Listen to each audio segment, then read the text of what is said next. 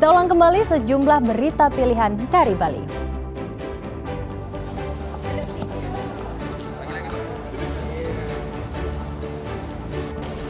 Puluhan preman berkedok ormas diringkus Polda Bali.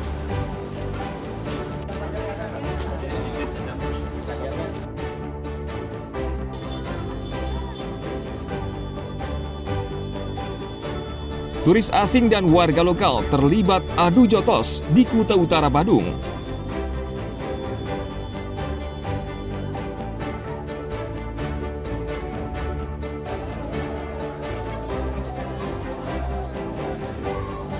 Ratusan orang ikut ritual siat sampian di Bedulu Gianyar.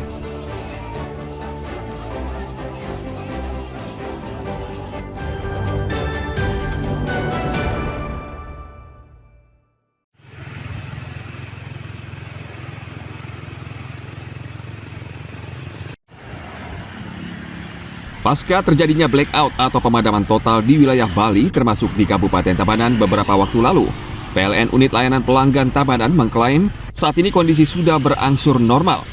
Manajer PLN Unit Layanan Pelanggan Tabanan, Wayan Murtika mengatakan, pasca terjadinya blackout, PLN telah berupaya memulihkan jaringan listrik dengan mengandalkan pasokan dari PLTG Pesanggaran, PLTGU Pemaron, PLTG Gilimanuk, PLTU Cilukan Bawang, dan PLTS Kayu Bihi.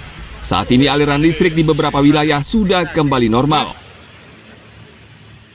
Jadi mungkin kemarin juga kencang ada isu-isu Pak, mungkin di media sosial terkait dengan pemadaman itu kan ada juga jadwal-jadwal yang bisa kami pastikan itu validitasnya belum bisa dipastikan dari PLN Pak.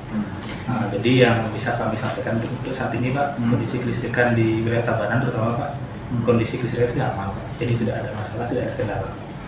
Yang jelas seperti kemarin itu kami mengupayakan bagaimana caranya supaya pelanggan itu bisa segera terlistriki. Terutama kemarin yang kami utamakan dahulu kan kemarin objek vital. Jadi seperti rumah sakit itu Pak, pasti kita akan utamakan dulu Pak. Prioritas Pak.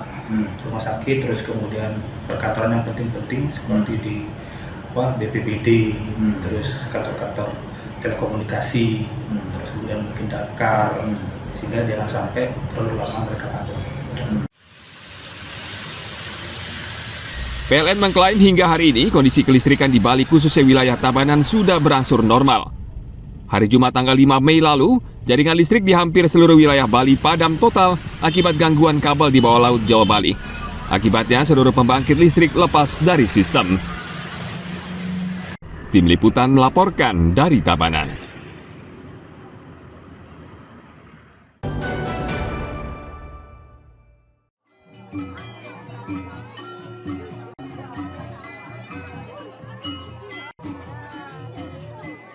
Bali menyimpan berbagai seni tari sakral, salah satunya di Desa Pesedahan, Karangasem. Masyarakat di desa ini masih mementaskan tari gambuh yang terancam punah. Tari gambuh adalah salah satu tarian sakral klasik dalam kebudayaan Bali. Setiap tahun tarian ini dipentaskan, meski selama 40 tahun vakum karena putus generasi.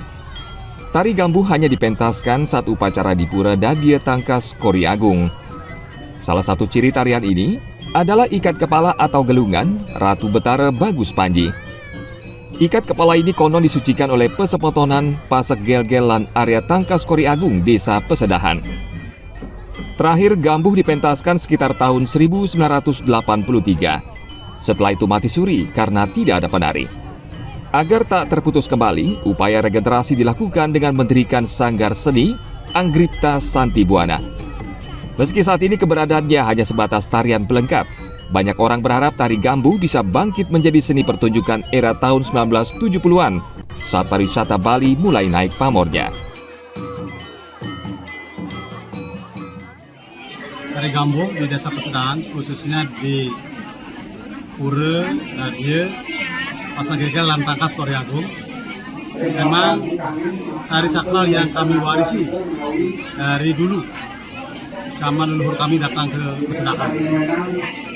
Nah, terkait dengan pementasan tadi di hari Beduage mengambil judul Rabu Rakai Bang,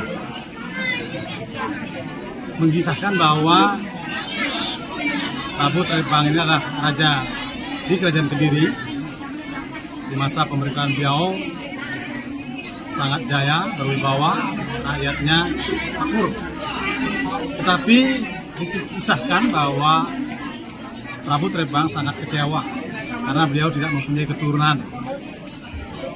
Nah, lalu beliau menerima wahyu dari desa yang kuasa, yang bang. Beliau bisa akan berputra ketika mampu membunuh Raden Panji Anusapati.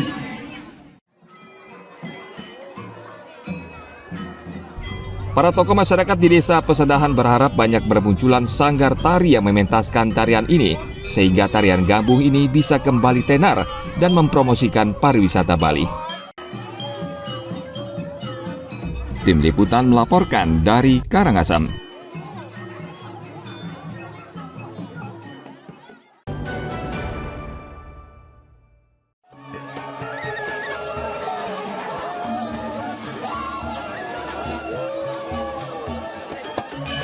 Tiga hari setelah puncak Odalan Pura Samuan III di Desa Adat Bedulu Gianyar, masyarakat setempat menggelar tradisi Mesyat Sampian. Tradisi ini diikuti lebih dari 500 orang. Tradisi Mesyat Sampian berlangsung setahun sekali dan bermakna untuk menyucikan alam semesta beserta seluruh isinya. Sebelum berlangsung, puluhan wanita harus menari mengelilingi area pura. Setelah mengitari 11 kali putaran, mereka melanjutkannya dengan ritual Mesyat Sampian. Mesyat Sampian sendiri berarti berperang dengan memanfaatkan sampian atau rangkaian janur yang merupakan bagian dari sarana upacara. Peserta harus mendapat pengakuan dari pengayak khusus melalui rangkaian upacara khusus. Ini Om Swastiastu, Mesyat Sampian adalah sebuah tradisi leluhur yang kita warisi. Mesyat Sampian dilakukan 4 hari setelah Jawali. Mesyat Sampian berarti Mesyat adalah perang, Sampian berarti senjata yang dipergunakan. Mesyat Sampian berarti kalau orang tentu Sampian itu adalah sebuah simbolis yang ada di atas kansil. Jadinya apa? Sampian itu sebuah pemikiran, itu sebuah senjata pemikiran. Jadi Mesyat Sampian itu apa yang perlu kita siasati dengan pemikiran dan kebijaksanaan kita. Itu untuk perang tentu setelah kenapa dilakukan 3 hari setelah karya. Jadinya itu merupakan bentuk puji syukur terhadap kita karena kita tidak mampu memerangi hal-hal yang bersifat negatif, hal-hal yang ada yang kita berpikir yang tidak baik, berbuat yang negatif dalam rangka untuk ngayah saat tidak bertaruh sendiri.